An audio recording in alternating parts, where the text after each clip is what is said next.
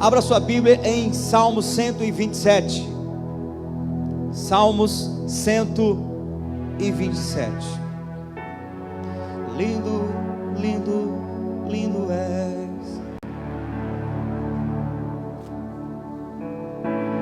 Jesus, Jesus. Lindo, lindo, lindo és. Glória, glória eu te dou. Diga, Jesus é lindo, Jesus é maravilhoso. Aleluia. A palavra diz, estou na tradução corrigida fiel. Corrigida fiel, viu? Se o Senhor não edificar a casa, em vão trabalham os que a edificam. Se o Senhor não guardar a cidade, em vão vigia a sentinela. Inútil vos será levantar de madrugada, repousar à tarde, comer o pão de dores, pois assim dá ele aos seus amados o sono. Eis que os filhos são herança do Senhor, e o fruto do ventre o seu galardão. Como flechas na mão de um homem poderoso, assim são os filhos da mocidade. Bem-aventurado o homem que enche deles a sua aljava. Não serão confundidos, mas falarão com seus inimigos à porta. Palavra de Deus. Amém? Diga glória a Deus. Eu quero falar nessa noite sobre um Deus que ama a família. Diga, um Deus que ama a família. Quem gosta de família aí diz amém. É o bem mais precioso de Deus que nós temos nessa terra depois da salvação, depois da comunhão com Deus, é a família. A família é um presente de Deus para a nossa vida. E Deus tem um xodó com família, amém? Uma das maneiras de você conhecer uma pessoa é observar pela história dela, pelo histórico dela, os seus primeiros propósitos de vida, seus primeiros planos. Porque quando alguém se entende por gente, começa a fazer projetos de vida, esses projetos eles começam a ficar claro diante da sociedade. Então quando alguém estuda, se forma, por exemplo, e começa a se definir, e começa a fazer planos de vida, você começa então a conhecer aquela pessoa por aquilo que ela pensa, por aquilo que ela começa a falar. E às vezes até antes disso, quando alguém começa a se entender por gente, já começa a focar. Tem gente que consegue fazer isso. É claro que tem outros que estão com 35 anos, e depois de 10 planos de vida, de 10 cursos que tentou fazer, e no meio parou para começar outro.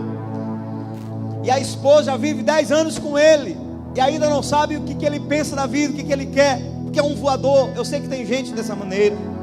Também tem gente que com 10 anos de idade já sabe o que quer e foca seu futuro. E é importante que a gente avalie o começo da história de alguém. Quando eu me converti pelo poder do Espírito Santo. A palavra de Deus entrou no meu coração pelo sopro do Espírito.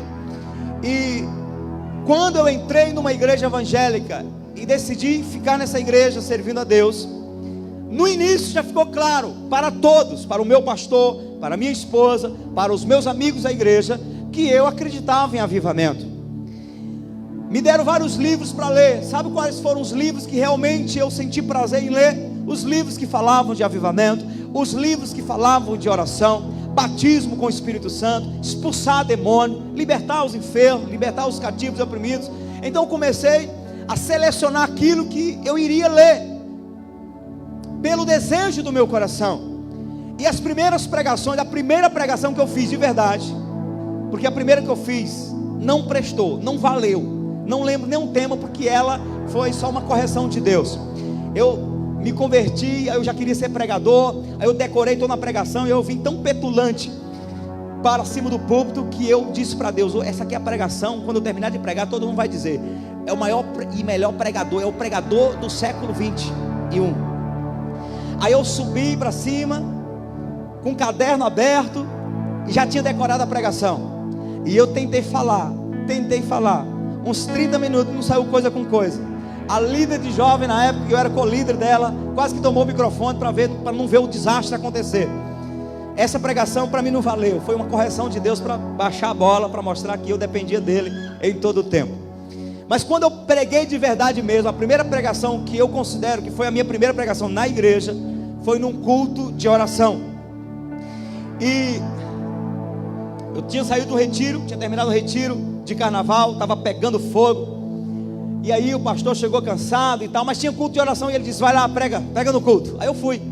Só tinha mais ou menos umas 8, 10 irmãs de oração. E eu preguei como se eu estivesse pregando para 500 pessoas. E a primeira pregação foi baseada em Zacarias 4:6. Não por força, nem por violência, mas pelo meu espírito, diz o Senhor dos Exércitos. Eu queimei em cima do púlpito. Eu peguei fogo em cima do púlpito. E desde o início da minha conversão ficou muito claro que eu seria alguém que acreditaria no avivamento, que buscaria o avivamento. Eu tive problemas no começo da minha fé. Eu saía da minha casa até a igreja às vezes, e a minha esposa tentando me controlar, me equilibrar, porque eu dizia: se esse ministério não pegar fogo, se esse ministério não alcançar o avivamento, eu não sei qual vai ser o meu futuro. Eu não consigo ficar numa igreja fria, eu não consigo ficar numa igreja que não crê no Espírito Santo, que não busca o Espírito Santo. E ela, com medo de eu fazer uma loucura, diz: não, tem paciência. Não, eu já quero ser usado por Deus. Eu quero que as coisas aconteçam. Eu quero alcançar almas para o Senhor Jesus. Ela: espera, você é novo. Mas sempre ardeu no meu coração, desde o início. Eu sei que depois de 20, 30, 40 anos de crente, tem gente que é transformado, toma um choque do Espírito e começa a acreditar no avivamento, começa a acreditar em outras coisas que nunca acreditou. Isso pode acontecer, mas normalmente as pessoas, elas seguem aquilo que é de natureza delas, aquilo que é vocação natural delas. E há uma vocação no nosso coração por avivamento. Se eu não experimentar avivamento até Jesus voltar, então eu não terei alcançado aquilo que é realmente um sonho. Eu não sonho com uma igreja grande, eu não sonho com uma igreja bem organizada, bonitinha, cheia. Não, eu não sonho com isso. Isso pode fazer parte dos meus sonhos. O meu sonho é Deus descer na terra. O meu sonho é Deus sacudir uma sociedade, sacudir uma comunidade, sacudir uma cidade e ficar na história que Deus visitou aquela terra, que trouxe arrependimento igual Ele fez na cidade de Nínive. Esse é o meu sonho. Se eu não conseguir isso, então subirei como um pastor que cumpriu uma certa tarefa para Deus, mas insatisfeito no chamado. É importante você tentar conhecer as pessoas por aquilo que elas falam desde o início, quando ela começou a se entender naquela caminhada. Por que eu estou falando isso? Porque Deus se deixa conhecer no começo da sua caminhada com os homens. Deus começa a revelar seus planos, começa a revelar seu coração, seus desejos no início da sua história com o homem. Quando Moisés está lá no monte e começa a escrever o Torá, começa a escrever o Pentateuco, os 5 primeiros livros da Bíblia, começa por Gênesis. No primeiro capítulo ele já deixa claro o que Deus intencionava em relação à humanidade. Deus fala para Moisés qual era o seu plano. E uma das primeiras coisas que Deus faz na terra é demonstrar que Ele é apaixonado por família. Diga: Deus é apaixonado por família. E quando você quer conhecer mais profundamente a respeito de alguém, começa a analisar quais são as suas falas a respeito do futuro. O que a sua fala, o seu estilo de vida, suas expressões apontam para o futuro. E o mesmo Deus que no início da história demonstra que ama a família, é o mesmo Deus que já mostrou como vai ser o fim. E o final das coisas é o povo de Deus se formando igreja como noiva de Jesus, e Deus celebrando o próprio casamento do seu filho com a igreja, e para levar para morar no céu. Ou seja, Apocalipse termina numa festa de formação familiar. Diga: Deus ama a família. Diga: e porque Deus ama a família, eu também amarei a família. Posso ouvir aleluia? Balança quem sai do seu lado e pergunta: tu ainda tem família?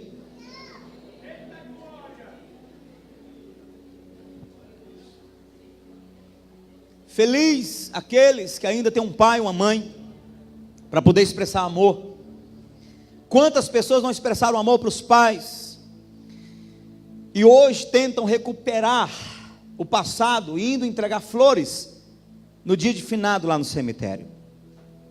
Em nome de Jesus, deixe o Espírito Santo ministrar o seu coração, amor pela sua família, para que você possa expressar o sentimento pelo seu pai, pela sua mãe, pelos seus filhos, pelos seus irmãos. Pastor, irmãos, ei pastor, o ambiente mais forte para se treinar o amor é o ambiente entre irmãos, porque naturalmente as pessoas amam as outras lá de fora, naturalmente as pessoas sentem mais tranquilidade em emprestar sua blusa, sua camisa, um objeto do seu uso pessoal, para o vizinho, para o amigo, para o colega, do que para o seu irmão na sua casa.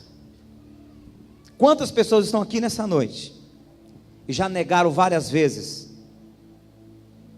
um objeto de uso para o seu irmão que lhe pediu emprestado, e quando o outro chegou de fora, você não somente emprestou, mas até disse, não, tudo bem, pode ficar para você. Um coração fechado para a família e um coração aberto para os de fora. Se nós não sabemos amar nossa própria família, se não sabemos honrar nossa própria família, o que nós sentimos e fazemos pelos outros é incoerente.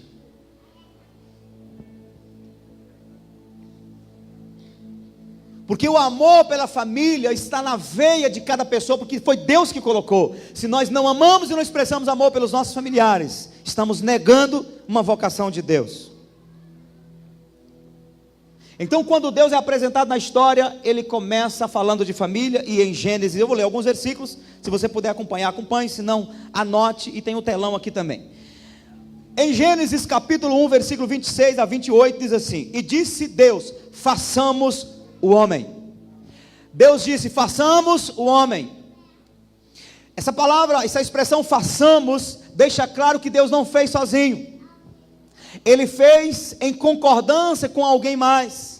E nós sabemos que Deus, Ele é Deus único e eternamente existente em três pessoas: Pai, Filho e Espírito Santo, amém? Quem acredita na Trindade diz amém. Amém. Quando Deus fez as árvores, a terra, os animais, Ele fez liberando a palavra. Quando Ele foi fazer o homem, Ele disse, façamos, somos nós aqui. Por quê? Porque Deus vai imprimir a sua essência, sua identidade, sua imagem na vida do homem. Então, se Deus vai fazer o homem da tricotomia, corpo, alma e espírito, então Deus faz semelhante a Ele, Deus Pai, Deus Filho e Deus Espírito Santo. Então façamos o homem, dando a entender que Deus é um Deus de coletividade, Deus família. E façamos o homem à nossa imagem, conforme a nossa semelhança, não a minha imagem, mas a nossa. E domine sobre os peixes do mar, e sobre as aves dos céus, e sobre o gado, e sobre toda a terra, e sobre todo o réptil que se move sobre a terra. 27. E criou Deus o homem à sua imagem, a imagem de Deus o criou, homem e mulher os criou. Homem e... Foram dois homens? Foram duas mulheres? Homem e? Homem e? Então você que é marido, olha para sua esposa do seu lado e diz, você é minha cara à metade. Aí você responde, esposa, para o seu marido, e você também. E você que está do outro lado, aí você que tem um homem do lado, você que tem um homem do lado, olha, só você que tem um homem do lado, olha e diga assim, te fecha. Diga, te fecha. Diga, fica na tua. E você que está do lado da mulher, diga, fica na tua. Eu sei que alguns já estão entendendo o que eu estou querendo dizer. Deus não fez um homem para amar outro homem, para se enrolar com outro homem. Deus não fez a mulher para se enrolar com outra mulher. Deus fez o homem para amar a mulher para amar o homem, porque é daí que sai a família. Eu sei que hoje vai ser difícil nego dar glória a Deus aqui, porque é só a gente ficando tímido para dar glória a Deus. Eu vou dizer para você, você tem um pastor corajoso, que está pronto para entregar o pescoço por aquilo que Deus prega. E se você quiser realmente andar com Deus feliz neste lugar, comece a ter a coragem do seu pastor. Porque se Deus começou fazendo homem e mulher, é assim que Ele vai terminar. A Bíblia não diz que Jesus vai casar com um homem. Jesus vai casar com uma mulher chamada igreja. E que, portanto, tudo que passar do sentimento do homem para a mulher, da mulher para o homem, tudo que passar disso é procedência maligna, com o propósito de quebrar a família. Mas não vai em nome de Jesus.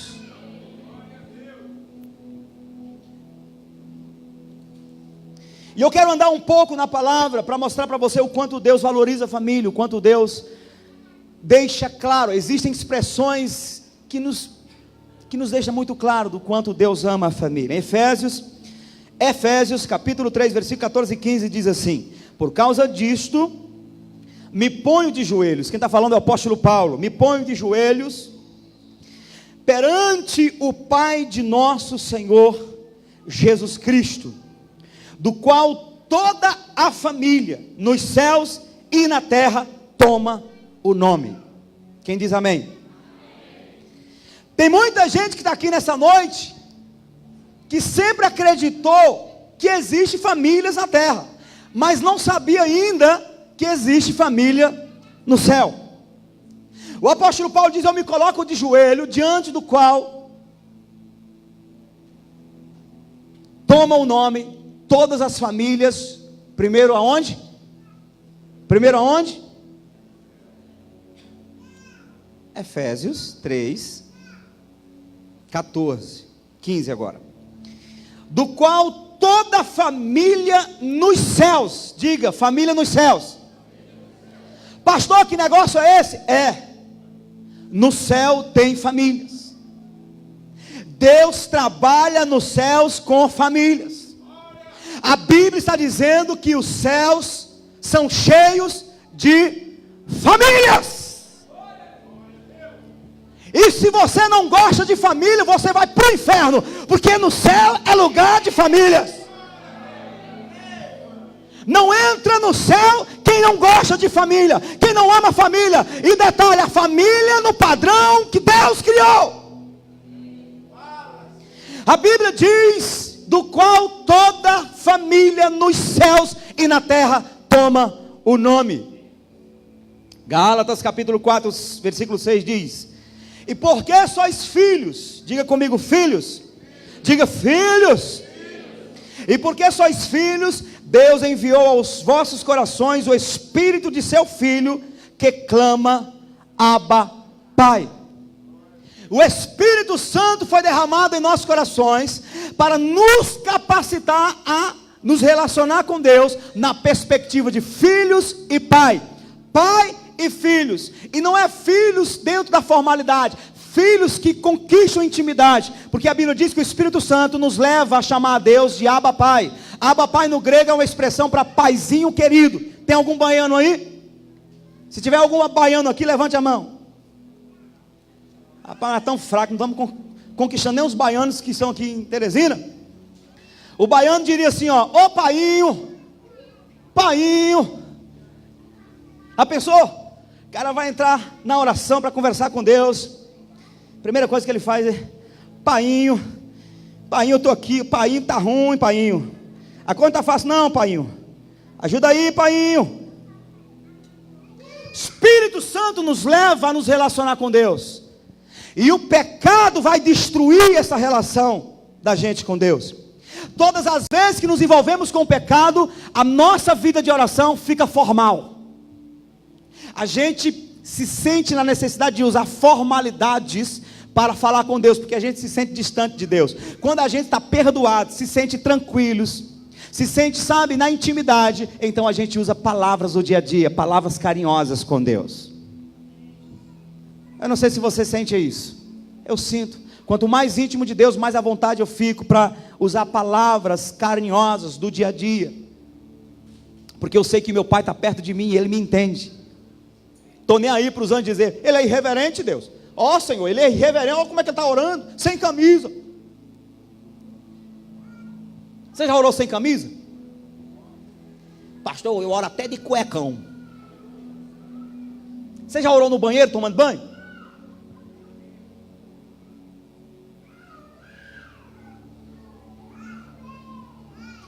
Os anjos podem olhar e dizer, como é que para nós te adorar é vestes brancas, resplandecentes, e está lá aquele indivíduo orando sem camisa, o Senhor vai escutar. Aí sabe o que Deus diz? Rapaz, tu não está vendo não o calor de Teresina? O meu amor é maior do que o sistema, do que qualquer tipo de liturgia, qualquer tipo de formalidade. Ele está no calor de Teresina, fica quieto, porque eu estou recebendo o pulsar do coração do meu filhinho que está dizendo, papaizinho, vem cá, papaizinho. Aleluia. Posso ouvir um glória a Deus? Oh, aleluia. Abba Pai, em Romanos capítulo 8, versículo 15 fala, Romanos 8,15, porque não recebeste o espírito de escravidão, para outra vez estardes em temor, mas recebeste o Espírito, Espírito com E maiúsculo, que é Espírito Santo, Espírito de adoção de filhos, diga adoção de filhos, pelo qual clamamos, Painho, papaizinho, querido, Abba Pai. Então deixa eu dizer uma coisa para você, em Jesus fomos adotados no coração de Deus, por causa de Jesus nós somos agora filhos de Deus, e porque somos filhos de Deus temos intimidade com Deus. Eu posso ouvir amém? Posso ouvir aleluia? Então repete comigo, diga comigo, o cristianismo é composto de pessoas que entenderam que Deus é Pai. Agora fala um pouquinho mais pentecostal. O cristianismo é um povo na terra que aprendeu a chamar Deus de Pai. Agora um pouquinho mais avivado. Cristianismo é uma família formada pelo próprio Deus na terra. Agora sim mesmo para estourar a tampa da chaleira. O cristianismo é constituído de irmãos que amam o mesmo Pai. Pergunta para quem está do seu lado, você ama o Pai? Porque é isso que temos aprendido. O Evangelho nos ensina a amar Deus. O Evangelho nos ensina a amar o Pai. O Evangelho nos ensina a amar a Deus sobre todas as coisas.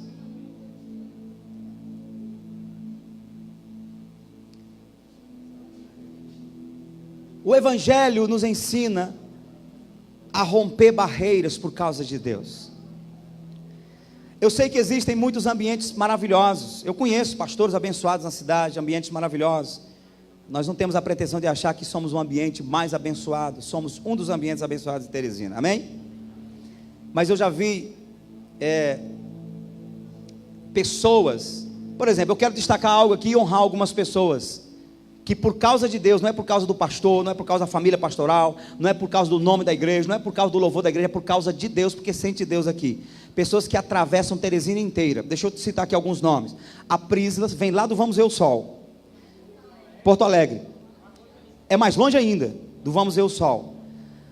Ela quando estava trabalhando, qual é o nome da cidade que estava trabalhando? Palmeirais. Às vezes ela chegava a tempo e na mesma viagem já tirava direto para vir para o culto, atravessando Teresina inteira. Aí você vai perguntar para ela por que é isso, que ela vai te explicar, não é? Tem mais gente. A Preta, cadê a Preta? Levanta a mão, Preta. Quando a Preta começou a andar para a igreja, foi lá na ABB, foi, Preta? Lá por trás da ABB. Chegou, ela mora na Cacimba Velha. Chegou o momento dela pegar o ônibus até aqui num certo ponto e ela ia a pé até a igreja, a pé, suando, indo de tarde para chegar às 6 horas na igreja, a pé, com o menino, porque o Raimundo aí, é cheio de fé, um monte de menininho aqui atrás, e perguntavam para ela, por que é que tanta igreja perto aqui que você não fica? Aí vai perguntar para ela também, que ela vai explicar por que é. Nós temos também o pessoal novo que está chegando na igreja. Por exemplo, acabou de chegar uma irmã com filho, do Ininga, não é? Vieram a pé hoje? Vieram a pé do bairro do Ininga para a igreja. Mora perto da universidade. Eu já quero aqui garantir que vai ter um filho de Deus, cheio do Espírito Santo. Porque se você negar isso, eu digo que você está endemoniado. cheio do Espírito Santo, que vai oferecer carona para levar eles de volta, pelo amor de Deus. Amém? Você recebe, irmã? Recebe a carona de volta? Recebe a carona de volta? Recebe? Amém? Olha, já achou, alguém se levantou a mão para dar carona de volta. E eu poderia, o irmão Romualdo vem a pé, de vez em quando vem de carro, né? Mas geralmente vem a pé. Se você olhar para a história desse irmão, fez uma cirurgia, foi aberta a cabeça dele inteira. Ele não era para estar andando desse jeito, não. Foi para o evangelismo hoje no sol quente. Depois, irmão Romualdo, se o médico reclamar, não vai dizer que é a igreja que está fazendo isso. Você é adulto. Abriu a cabeça 2 vezes. E Deus operou o milagre. E ele tem dia que quase, ele fica com vontade de tomar o microfone do pastor para pregar. Então presta atenção. É isso que a igreja do século 21 precisa começar a voltar a vivenciar. Temos gente que vem de Altos. Eu já ia pecar aqui e não ia falar. Altos, 40 quilômetros aqui. Vem quarta-feira ou quinta-feira e vem domingo. Ainda vem para o evangelismo. Uma boa parte vem para o evangelismo de manhã. Sábado para os jovens. Então, o que acontece? Eu não vou falar do pastor Jadiel, porque senão ele vai... Bela Vista é bem aqui, né? Então, nós precisamos voltar a viver esse evangelho. Porque no tempo de Jesus, as pessoas andavam 50, 70 quilômetros, saíam um dia anterior a pé de jumento, para chegar e ter um momento com os cultos apóstolos, ou com os cultos que Jesus fazia. E hoje nós estamos vivendo um tempo, não aqui nessa igreja, porque glória a Deus, porque aqui o povo é o seguinte: se nós sairmos aqui e formos lá para perto de União, o povo vai atrás. Timon, pronto, Timon é Valda, Poliano está ali, ó, atravessa Timon, meu irmão. E se você conhecer a casa, é quase lá do outro lado de Timon. Rapaz, eu vou dizer, amanhã eu vou pregar na Aliança de Pastores. Amanhã pela manhã, café dos pastores, eu vou estar pregando. Eu vou dizer amanhã que eu sou pastor da igreja mais apaixonada por Jesus, e um povo que mais demonstra amor por Jesus, porque o povo não tem barreira. Eu vou dizer isso amanhã, em nome de Jesus. Amém! Pastor mais abençoado sou eu, porque uma igreja dessa, meu amigo. Porque eu vou te dizer, o que tem de líderes reclamando, porque o povo diz que é longe a igreja. E eu estou falando isso, é claro, todo pastor é bem sabido. Se Deus hoje nos der um terreno um pouco fora, eu já estou garantindo que você vai ficar constrangido, depois dessa palavra, de ir para o terreno que Deus vai nos dar. Porque Deus vai nos dar um terreno, eu não sei se vai ser aqui, se vai ser um pouquinho afastado. Se tiver que fazer, né, rota de ônibus, de van, a gente vai fazer, mas não queremos perder uma ovelhinha. Você vai atrás do avivamento conosco, amém? Pode ser lá na ponta do último bairro. Deus vai nos dar o terreno, vamos construir, porque é promessa de Deus, e nós vamos ver um grande avivamento acontecendo. Posso ouvir aleluia? Mas a gente já vê muitos cristãos, não dessa igreja, mas de várias outras, que reclamam, não, porque é longe, eu cheguei cansado, eu fui com a família para um churrasco lá no sítio, pastor, eu cheguei assim, sabe? Quando eu cheguei em casa, eu não aguentei o sono. Não, nós vamos viver um outro momento, já estamos começando a viver, onde as pessoas pagam o preço para estar na casa de Deus. Pagam um preço, por quê? Porque sabe que a presença de Deus está no ambiente, e vão buscar essa presença. Enquanto estivermos vendo pessoas vindo de longe, não por causa de uma palavra, porque tem pregadores aí que pregam melhor que nós, não por causa de uma igreja bonitinha que tem uma proposta, não, mas por causa da presença. Enquanto estivermos vendo pessoas vindo para a igreja por causa da presença de Deus, então nós vamos saber que de fato e de verdade esse povo ama a Deus. Porque nós fomos chamados para amar a Deus sobre todas as coisas. Nós fomos chamados para expressar amor por Deus, amém? E às vezes eu preciso me corrigir, porque às vezes eu fico em igreja, essa igreja não é apaixonada, essa igreja não tem fé, essa igreja não ora, essa igreja não... E Deus me mostrando o quanto a igreja enfrenta barreiras, lutas, críticas, dificuldades, para estar na presença dele neste lugar. E hoje eu quero retirar algumas coisas, quero dizer que você está na média, está chegando na média, você está chegando na média, você é um abençoado. Essa igreja é a igreja de um povo de fé, de um povo que está demonstrando diante de principados e potestades, que não importa as dificuldades, as barreiras, o calor, está aqui por Jesus, e Deus vai te abençoar. Deus vai te abençoar. E na hora do arrebatamento, eu creio em nome de Jesus, eu profetizo direto. Na hora do arrebatamento, 100% desse ministério vai subir. Vai subir. Vai subir. Em nome de Jesus, vai subir. De vez em quando o Senhor libera umas palavras duras, cachuleta mesmo, é coque na cabeça. Mas eu sei que essa igreja é uma igreja abençoada, porque foi o Senhor que chamou e tem levantado para viver um avivamento. Aleluia. Mas nós vamos crescer nesse amor pelo Senhor, nesse relacionamento, porque Deus ama a família, e nós como povo, família, vamos expressar o nosso amor por Deus. Em Hebreus capítulo 2, versículo 10 e 11, Hebreus 2, 10 e 11 diz: porque convinha que aquele, para quem são todas as coisas, e mediante quem tudo existe, trazendo muitos filhos à glória, eu vou falar de novo, trazendo muitos filhos à glória, consagrasse pelas aflições o príncipe da salvação deles. Presta atenção, esse versículo está falando de Deus.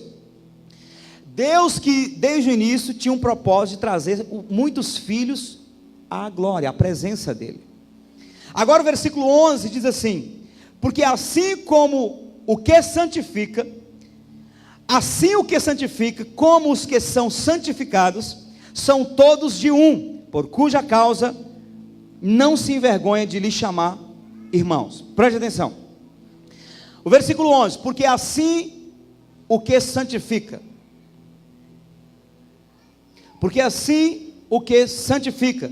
como os que são santificados.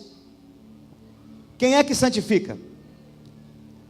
Jesus, na oração sacerdotal, capítulo 17 de João, ele diz: Pai, eu me santifico por eles. Eu estou me santificando por eles. Jesus, com seu sangue derramado na cruz, santifica a sua igreja.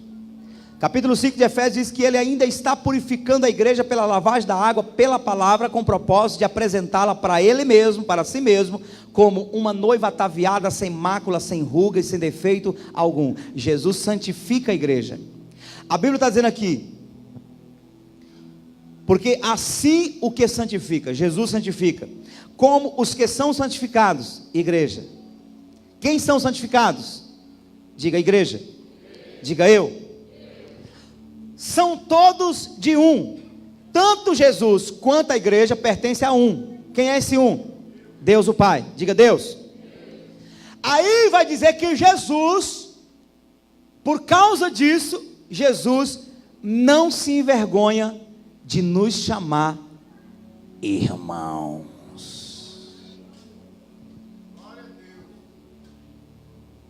É muita humildade, porque Ele é o nosso Rei, Ele é o nosso Salvador, Ele é o nosso Senhor. Mas Ele chega diante da congregação e diz assim: ei, irmãos, meus irmãos. E detalhe, a Bíblia diz que Jesus não se envergonha de nos chamar irmãos. Presta atenção. Chamar alguém que tem posses, chamar alguém que tem uma família bem representada na sociedade, chamar alguém de irmão, que quando você chama isso te dá ibope, é uma coisa.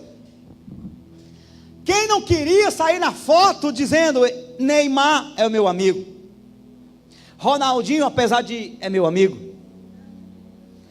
Quem não queria sair na foto, em algum vídeo, com o presidente da nação dizendo: esse aqui é meu amigo? Ou de repente, os artistas de Hollywood. Já pensou? Pastor tirando uma foto com Jean-Claude Van Damme há 30 anos atrás, porque hoje Jean-Claude Van Damme era bonito igual eu. Pensou? Tom Cruise. Aí, para quem entende a linguagem do avivamento, já pensou? Tendo um papo legal com T.B. Joshua na sala dele. Essas coisas queimam tanto no nosso coração que eu já sonhei. Eu sonhei que ele me recebeu na sala dele. Só que ele estava com o cabelinho já branquinho e a barba também branca. Está ficando branco já. Sonho profético. Em breve estarei conversando com o profeta T.B. Joshua. em Lagos, Nigéria. E uma caravana de mais de 50 pessoas junto comigo lá. Quem pega? Aleluia! Irmão, se TB Joshua estender as mãos sobre você para te abençoar, não fica demônio nem debaixo das unhas. Ele foi para Israel e um rabino que não acredita em Jesus, um rabino daqueles que usam o kippah, conversando com ele no documentário, o rabino olha para ele e diz assim: me abençoa. Está lá um negro africano, beiçudo, né? Como o povo acredita que isso não, o povo gosta de criticar essas coisas, que não tem valor nenhum diante de uma sociedade, pelo menos há 50, 60 anos atrás, está lá abençoando aqueles que acreditam ter os oráculos divinos.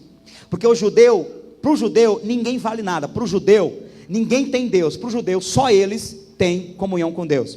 Aí um rabino, que se coloca na posição do mais alto clérigo, daquele que tem realmente a autorização para liberar os oráculos divinos, pede para TB Joshua impor a mão sobre ele e abençoá-lo. Irmão, isso só o Espírito Santo pode fazer.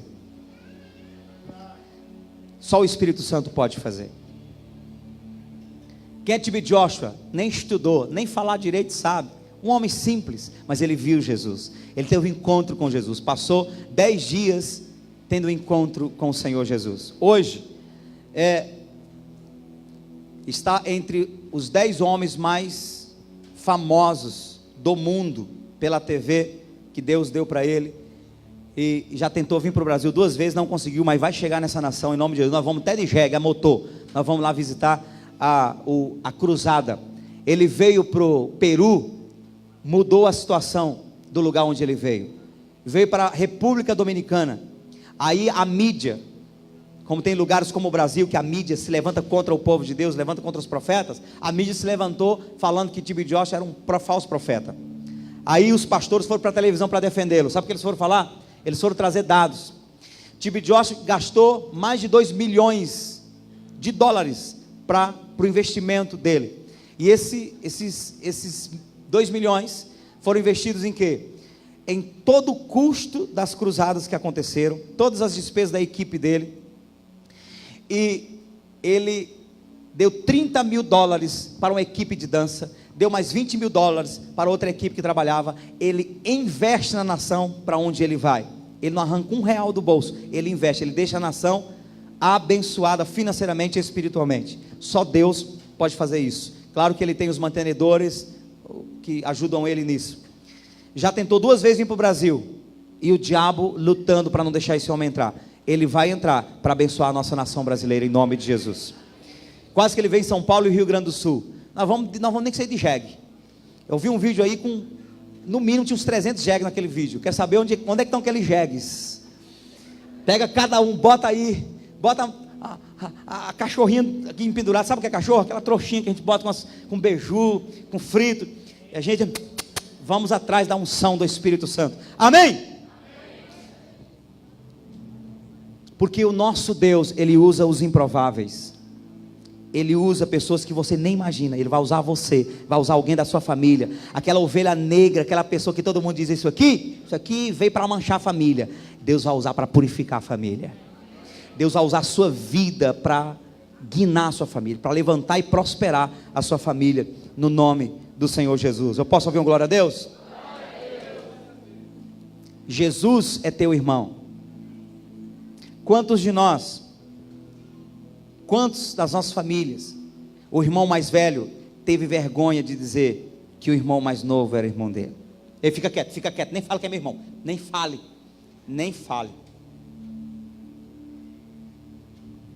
A namorada: é teu irmãozinho? Que é esse menino? Eu nem conheço esse menino. Quantos caçulos sofreram porque o irmão mais velho não queria que ele abrisse a boca para falar alguma coisa, com medo de pagar mico, vergonha de falar que é amigo. Quantos pais, quando os adolescentes passam dos 15, 16 anos, vão para o shopping todo mundo? Se for para ir com esses 2 pivetes aí, eu não vou não, eu vou só, porque não quer passar a vergonha dos irmãos mais novos. Eu conheci história triste, por exemplo, do pai que ia deixar o filho aqui no Dom Barreto, na Colégio das Irmãs, ia deixar de Fusca. E os filhos com vergonha do pai, porque estava de Fusca. E os outros pais iam deixar com outros carros melhores. E o filho dizia, os filhos diziam, pai, para antes da esquina, para, não vai mais. E o pai tinha que parar. E eu vi pais contando, chorando, porque não tinha condição de ter outro carro, e os filhos não tinham coragem de parar na frente da escola, com vergonha do pai, do carro, com vergonha, né, do estilo de vida. Essas coisas são egoístas, essas coisas são humanas, essas coisas, elas são sinais do pecado. Mas eu tenho uma notícia para você: Jesus entra e sai em qualquer ambiente, de qualquer ambiente, pegado na tua mão e já diz assim: esse aqui é meu irmão, essa aqui é minha irmã. Eu não tenho vergonha de dizer que esse é meu irmão, que essa é minha irmã. Aleluia!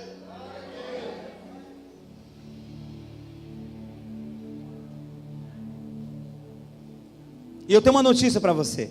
Jesus falou assim: eis que estou com vocês todos os dias.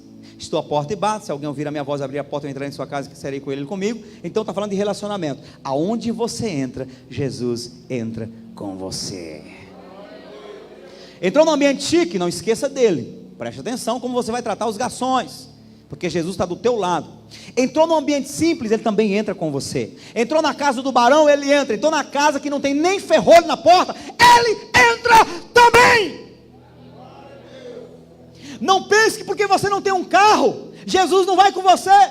Não pense que porque você não tem uma boa roupa, ele não vai com você. Aí é que ele vai, sabe por quê? Porque quanto menos você tem, mais dependente você se faz dele. E a nossa dependência expressa a ele, faz com que ele esteja mais perto de nós. Eu posso ouvir um amém? Eu posso ouvir um aleluia? Ainda que eu andasse pelo vale da sombra da morte, não temeria mal algum, porque tu estás comigo. Jesus está contigo. Se você passar por um momento de perigo, ele vai estar com você. Se você entrar num ambiente carregado, onde pessoas vão estar lá, sabe, querendo o teu mal, Jesus vai estar do teu lado. Quando você entra no seu ambiente de trabalho, que as pessoas entortam o nariz, já chegou a pessoa de novo, já chegou fulano de novo, vamos dar um jeito de tirar ele desse trabalho aqui. Eu te digo que você vai ficar lá até Jesus determinar, porque enquanto ele estiver com você, você vai estar seguro. Eu te digo que se você entrar num terreiro de macumba, num lugar onde tem despachos feitos, onde só tem pessoas que fazem maldade e são cheios de demônios, eu te digo que lá Jesus vai entrar com você também. Você não está sozinho.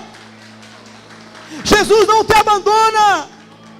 Ele não tem vergonha de falar diante do Deus Pai, diante dos anjos, diante dos homens e diante dos demônios. Ele não tem vergonha de falar que ele é teu irmão e que você é irmão dele, e que você faz parte da família dele, e que você faz parte da história dele, e que você faz parte dos planos dele, e que o que ele tem para a tua vida é sobremaneira maior do que o que você e as outras pessoas pensam. Amém? Eu profetizo em nome de Jesus, que você que passa por alguma dificuldade, não é compreendido como deveria, as pessoas não te entendem, te criticam, de repente é o marido, ou a esposa, ou pais, ou familiares, amigos, que criticam você pela fé que você tem, criticam você pela decisão que você tomou de seguir a fé em Jesus. Eu vou dizer uma coisa para você: você não precisa se defender, não precisa abrir a boca para ficar discutindo com ninguém. Mais cedo ou mais tarde, Jesus vai falar no ouvido dessa pessoa: não mexa com ele, não mexa com ela, porque eu sou o seu irmão mais velho. E alguém falou nesses dias que é assim mesmo com Jesus. Quando você está passando por dificuldade, que o inimigo vem para cima de você, você vai para trás de Jesus, que é o teu irmão, que é o teu irmão. E esse irmão mais velho não tem vergonha de dizer: ei, cheguei, que está acontecendo aí? Era tão bom quando a gente estava ameaçado, 3, 4 querendo bater na gente, aí chegava o irmão mais velho: o que foi que aconteceu aí? Que história é essa? Mas só vi nego, ó, correndo, e você está querendo me bater. Bate agora, bate. Jesus é teu irmão mais velho, que não tem vergonha de andar com você, de proteger você, porque ele ama você. E ele não somente te protege, mas ele tem algo a mais para a sua vida. Em Romanos capítulo 8, versículo 17, é o que nós estamos lendo. E se nós somos filhos, somos logo herdeiros. Romanos 8, 17. E se nós somos filhos, somos o quê? Somos o quê? Filhos. somos logo herdeiros também. Herdeiros de Deus e co-herdeiros de Cristo. Se é certo que com Ele padecemos, para que também com Ele sejamos glorificados.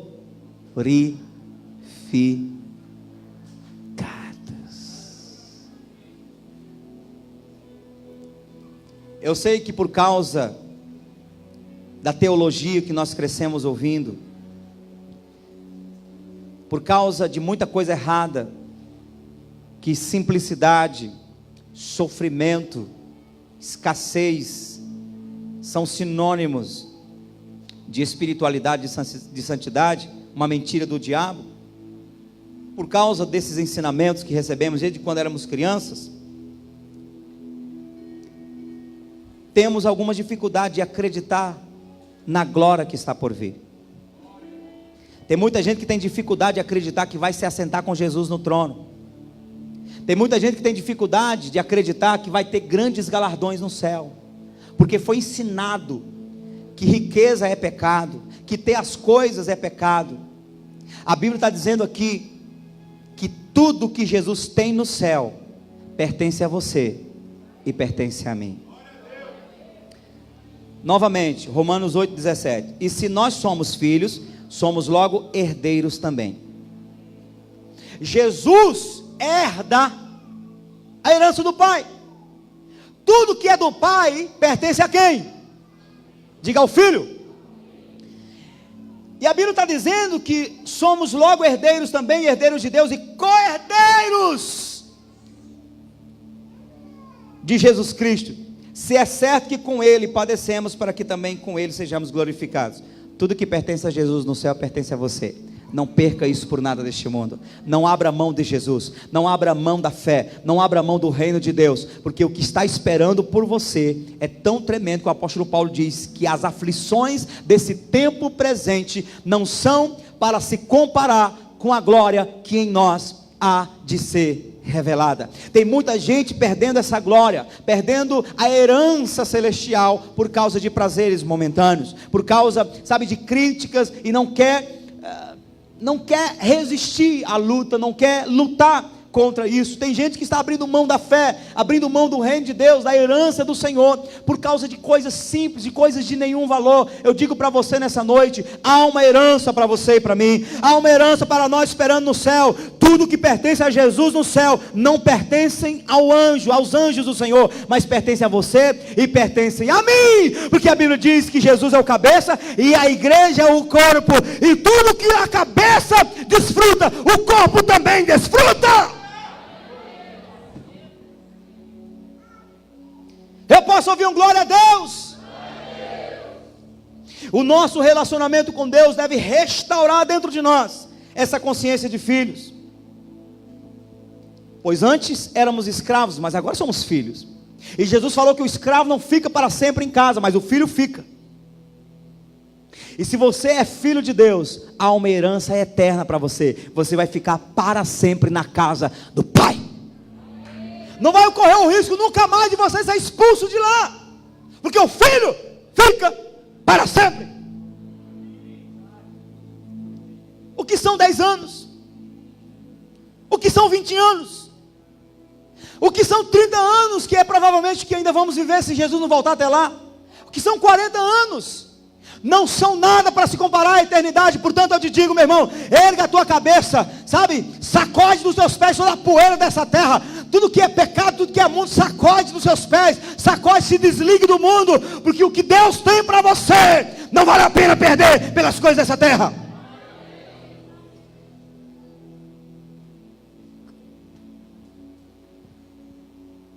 Porque Deus é um Deus de família. Então o que dá para entender é um pai que se casa, um homem que se casa, constitui um casamento, e esse pai tem uma cabeça bem acertada, pensa no futuro, e tudo que ele faz, tudo que ele conquista, já é pensando nos filhos. Ele conversa com a esposa: nós teremos nossos filhinhos, eu vou levar meu filhinho para fazer isso, minha filhinha para fazer aquilo, eu vou conquistar isso.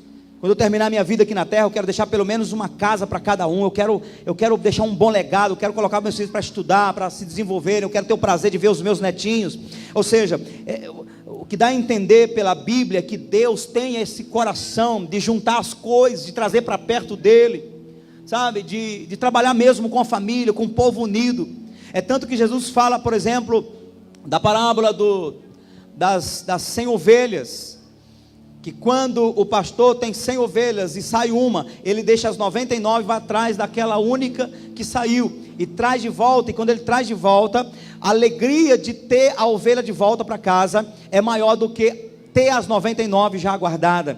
Porque a Bíblia deixa claro que Deus é esse Deus de família. Ele não quer perder ninguém, Ele não quer que você saia da presença dEle, Ele quer trazer para perto dEle todos, para que todos experimentem daquilo que Ele tem para as suas vidas. Não sai deste lugar. Você que se converteu nesses dias aqui na igreja, fique firme, não abandone. Os amigos da onça vão criticar você, vão tentar tirar você do caminho. Não faça isso, não saia do caminho, permaneça firme, não deixe de vir à igreja. Participe das casas de oração, procure onde é uma casa de oração perto da sua casa. Participe, fique firme, porque Deus quer você perto dEle, quer você no reino, porque o que Ele tem para você é poderoso, é tremendo, é glorioso, e você não pode perder por nada deste mundo. Posso ouvir aleluia? A história diz que Deus trabalha com famílias. Ele começou com Adão e Eva. Adão e Eva pecaram, Ele tirou do jardim, mas aí Adão e Eva passaram a ter filhos, e foi crescendo e enchendo a terra. Daqui a pouco os homens começaram a pecar contra Deus. Ele teve que destruir todos os seres humanos, mas Ele guardou uma família, que era a família de Noé, com 8 pessoas. Aí Ele vem com Noé, vai trabalhando, e vem a prole. Daqui a pouco o povo começa a pecar de novo, começa a fazer a loucura de construir uma torre de Babel. Deus vem, destrói a torre, espalha todo mundo na terra, para que se procrie, porque Deus quer a terra cheia de famílias. E então Deus escolhe um homem, e diz: homem, chamado Abrão, sai da tua terra, da tua parentela, e vem para um lugar, porque eu vou formar uma família por meio de você. E por meio de Abraão, Deus começa a sonhar com uma família futura, e libera palavras, promessas maravilhosas para o futuro de Abraão. E Abraão chega aos 100 anos, ele não consegue ter um filho. Ele diz: Senhor, para onde vai minha herança? O Senhor me enriqueceu, o Senhor me deu tudo, mas para onde vai minha herança?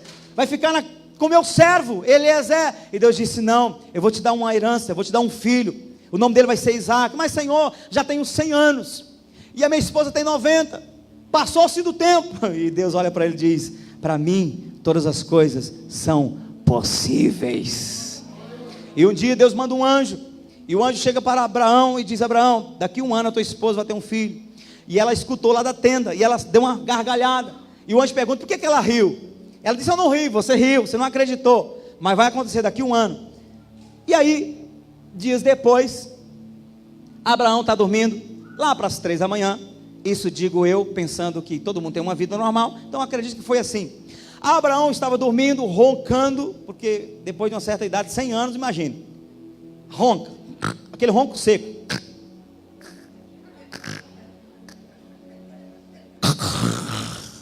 Já viu esse tipo de ronco?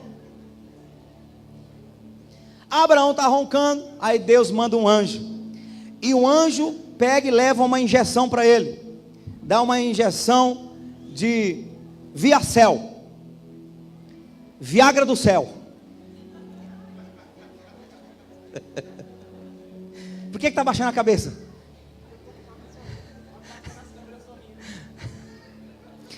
Ele aplica na veia de Abraão, e Abraão de repente acorda, se sentindo mais firme, mais potente. Rapaz, que negócio é esse? Que luta é essa? Que tribulação está repreendida em nome de Jesus? E aí ele diz: rapaz, não vou conseguir dormir não. Aí ele passa a mão na cabeça de Sara e pergunta: amor, você está dormindo? Ela diz: faz é hora que eu estou tentando dormir, mas um calor. E sabe o que eu sonhei? Eu sonhei que eu tinha 30 anos. Pois é, eu estou também estranho. O que ocorre? Vamos tentar entender o que é isso. E dessa peleja sai Isaac. Isaac nasce dessa promessa, porque Deus é Deus de família. E foi uma das coisas mais lindas que aconteceram na velhice de Abraão e Sara, você pode ter certeza. E eles começam a cultivar uma vida diferente com o filho Isaac. De Isaac vem Isaac e Rebeca, vem Jacó e Esaú. Deus escolhe Jacó, Jacó se levanta, e dele vem, através das suas 2 esposas, Raquel e Lia, e as concubinas, vem 12 filhos. Esses 12 filhos se transformam em as 12 tribos de Israel. E um dessas 12 tribos se destaca, chamado José, é levado para o Egito. Lá ele constitui família e manda trazer no tempo de fome e de escassez a sua família, que agora já compunha o número de 70 pessoas. E vem Jacó com todos os seus filhos e netos, 70 pessoas, vão para a terra de Gósen. Depois passa-se 400 anos. Depois de 400 anos, uma família de 70 pessoas se transforma numa família de praticamente 2 milhões de pessoas. Pastor, mas a Bíblia diz que foram 600 homens que saíram do Egito para Nova Canaã. Sim, 600 homens, sem considerar as esposas e os filhos. Dá uma esposa para 80% daqueles homens. E como geralmente naquela época os homens tinham de 7 a 10 filhos, então coloca pelo menos 5 filhos, dá mais de 2 milhões de pessoas. É como a família de 70 pessoas sai do Egito agora, 400 anos depois. Faraó tentou matar, tentou barrar, mas porque Deus é Deus de família, Israel cresceu diante das barbas de Faraó. Porque família que está na presença de Deus, cresce. E sua família vai crescer em nome de Jesus. Sua família não vai parar em você. Haverá uma prole abençoada, haverá uma descendência que vai honrar o nome de Deus, e o teu nome será lembrado na eternidade. Eu posso ouvir um aleluia?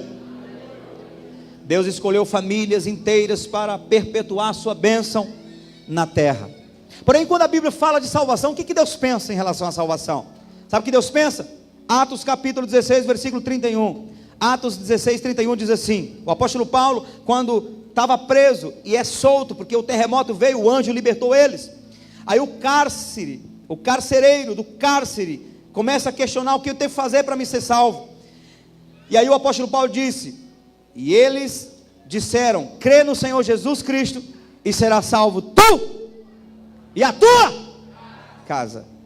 Ele não disse: crê no Senhor Jesus, você vai ser salvo, e nós todo mundo vamos fugir daqui e deixar sua família. Não, crê no Senhor Jesus Cristo, será salvo tu e a tua casa. Porque Deus tem um plano não somente em você, mas também na sua casa.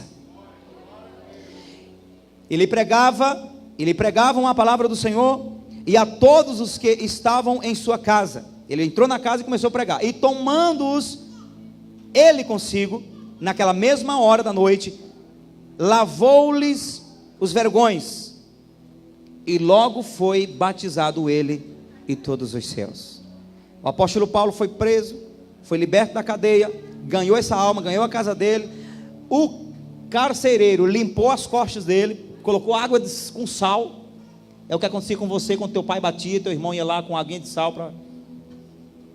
E depois disso o apóstolo Paulo ainda batiza todo mundo, porque Deus é Deus de família.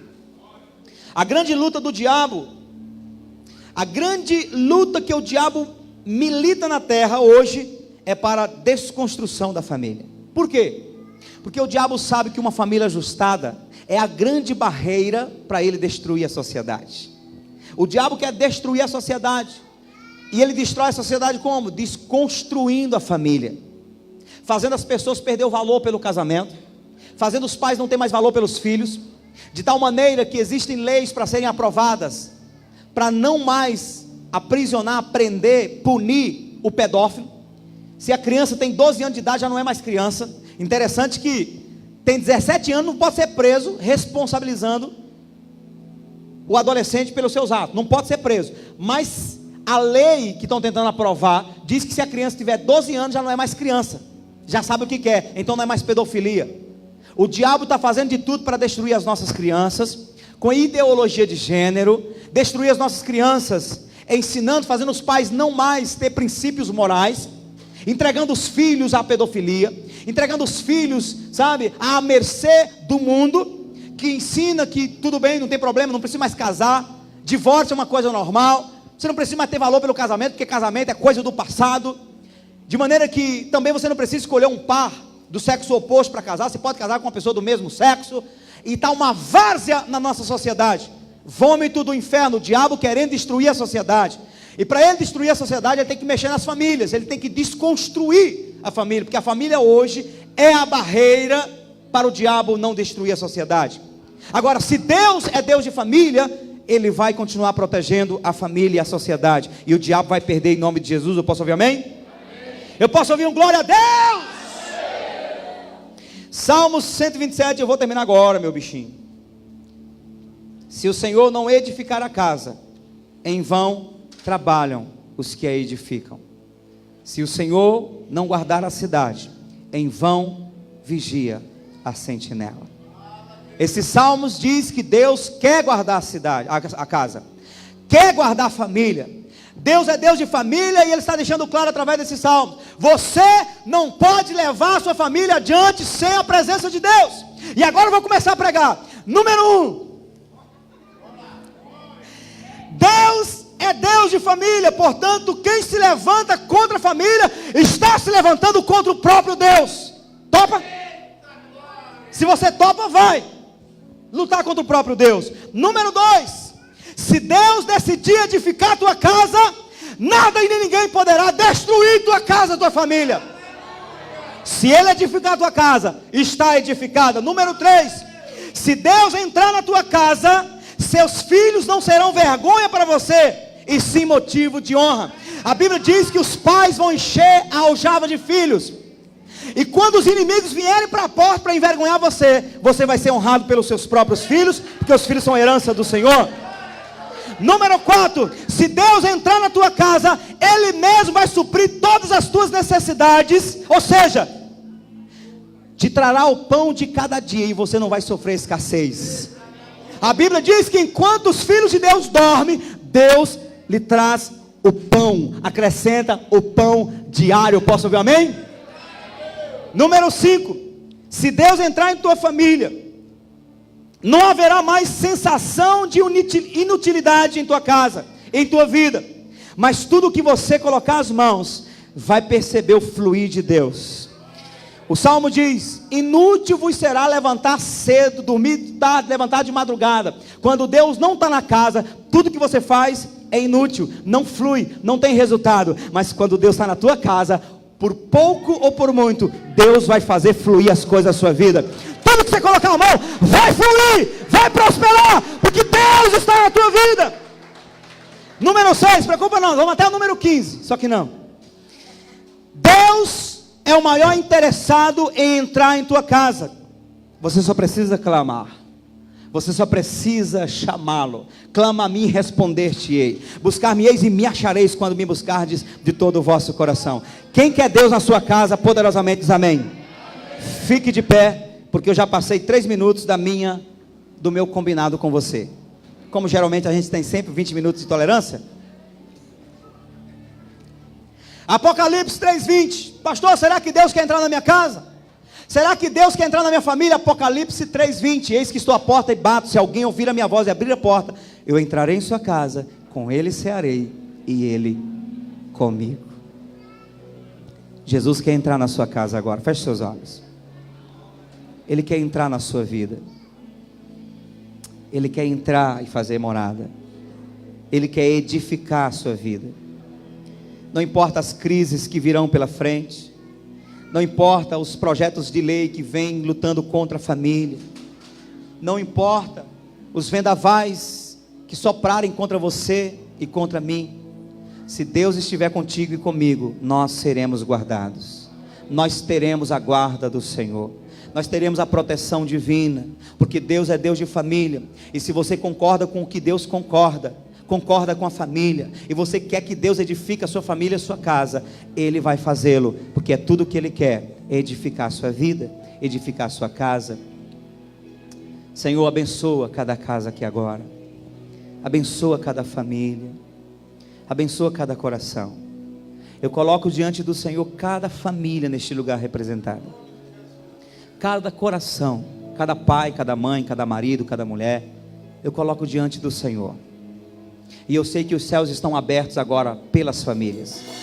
Os céus estão abertos agora para abençoar as famílias. Se você é família, se você faz parte da família de Deus, você tem uma proteção especial para a sua vida. Não tema, não temas, porque o Senhor é contigo. Não temas. E a igreja pode abrir os lábios e começar a agradecer, porque você faz parte da família.